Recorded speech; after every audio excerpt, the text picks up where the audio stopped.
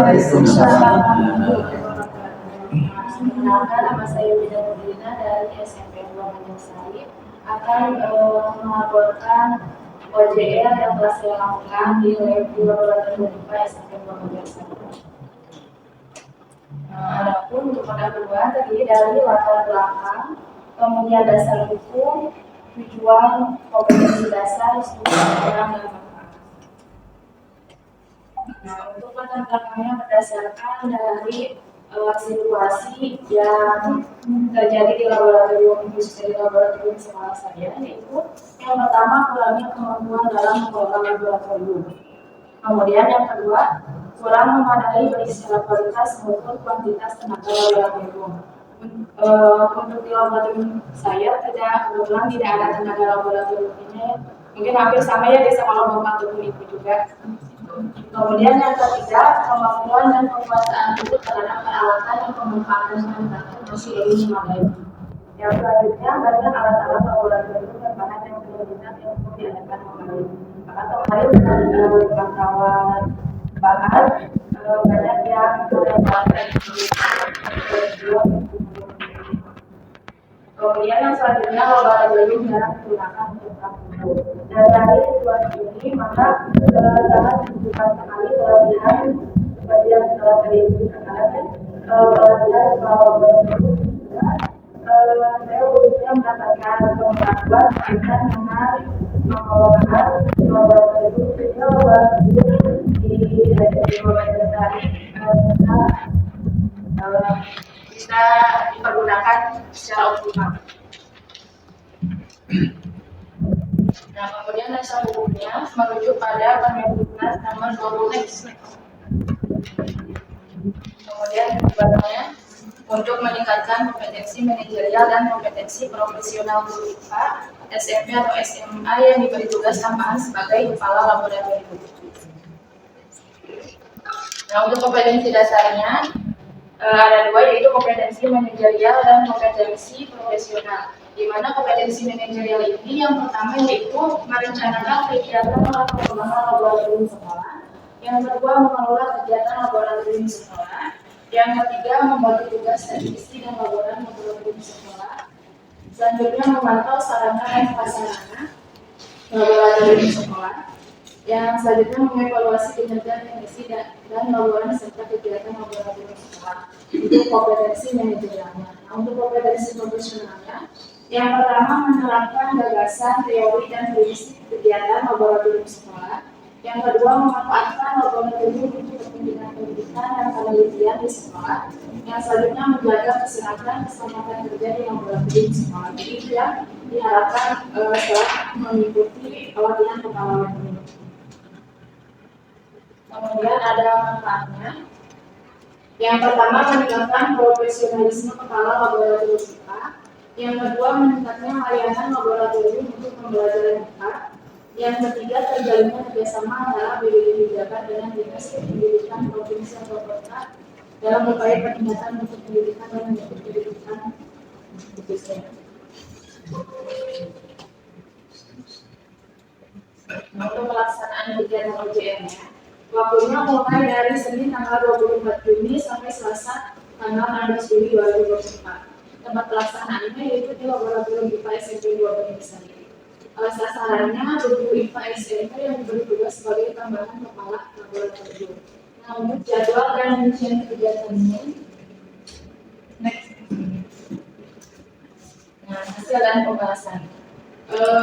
Dalam pelaksanaan laboratorium, dalam pelaksanaan OJR di laboratorium, yang pertama, mungkin ini hasil dan pembahasannya yang telah saya lakukan itu di laboratorium.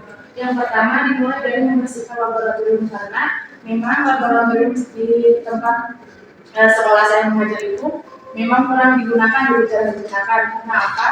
Karena dari segi fasilitas mungkin belum sesuai dengan standar gitu. Di antaranya itu tidak terdapatnya bak cuci gitu. Jadi sehingga ketika kita melakukan praktikum kesulitan itu harus mengambil air dari ya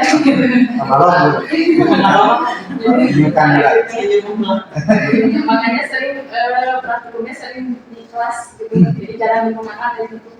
Tapi alhamdulillah dengan adanya sekarang gitu ya, pelatihan ini juga nanti mudah-mudahan kemarin juga sudah sudah mengajukan kepala sekolah sudah mau dia sudah diajukan alhamdulillah sekarang katanya lagi dibikin. Kemudian yang kedua, membereskan alat dan bahan karena masih banyak alat dan bahan laboratorium yang masih tersimpan di dalam kardus belum terbuka. Gitu. Jadi masih banyak gitu alat dan bahan yang belum terbuka masih disimpan di dalam kardus. Yang selanjutnya mengidentifikasi dan menginventarisir alat dan bahan laboratorium di STT Borongasari. Memang sebelumnya belum ada data inventarisirnya.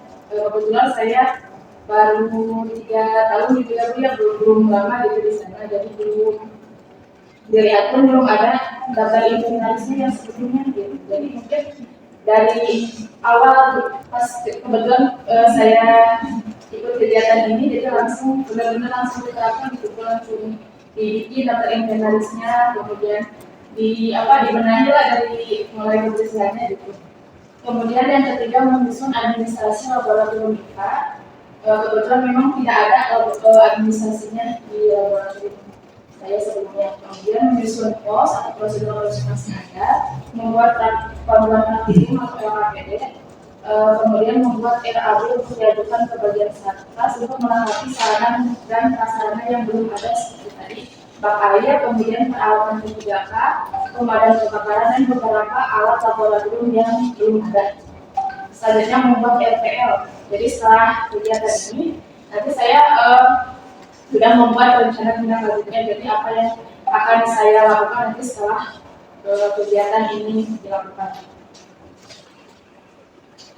Kemudian di dalam pelaksanaan UJL ada beberapa kendala yang saya dapatkan, khususnya kurangnya tenaga dikarenakan memang pas pelaksanaan UJL itu di hari libur ya Bu, kebetulan di sekolah saya guru IPA-nya ada 2, yang satu kebetulan sedang sakit gitu, jadi mau diajak pun kan ada kendala tenaga gitu, jadi saya benar-benar sendiri itu melakukan pembenahan laboratorium, dimulai dari membersihkan laboratorium, membereskan alat dan bahan, menginventaris alat dan bahan, memberi label alat sehingga memang menguras tenaga dan membutuhkan waktu yang lama gitu. Mungkin ini keadaan sebelum OJL dan setelah OJL.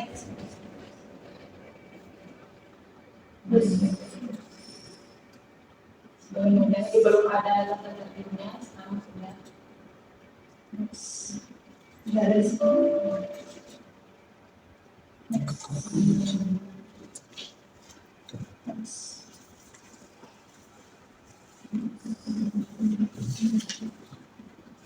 Untuk kesimpulannya, kegiatan OJL ini merupakan syarat bagi calon kepala laboratorium sekolah atau madrasah dalam menetapkan mutu sarana dan prasarana laboratorium di sekolah.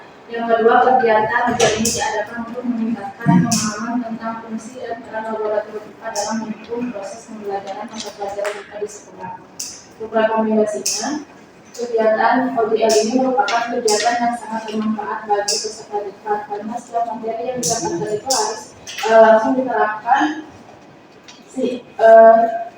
oleh peserta diklat, sehingga setelah menjadi kepala laboratorium sungguh-sungguh dapat bekerja dengan baik dan profesional.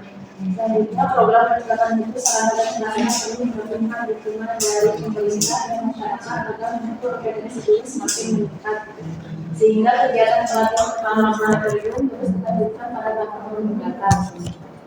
Dan kegiatan OJL ini juga menjadi alat untuk mengembangkan pendidikan dan berkesinambungan. Mungkin itu yang OJL ini yang telah saya lakukan. Selamat bila ada yang ingin bertanya. I'm swimming in everything you said. I'm thinking about jumping in it.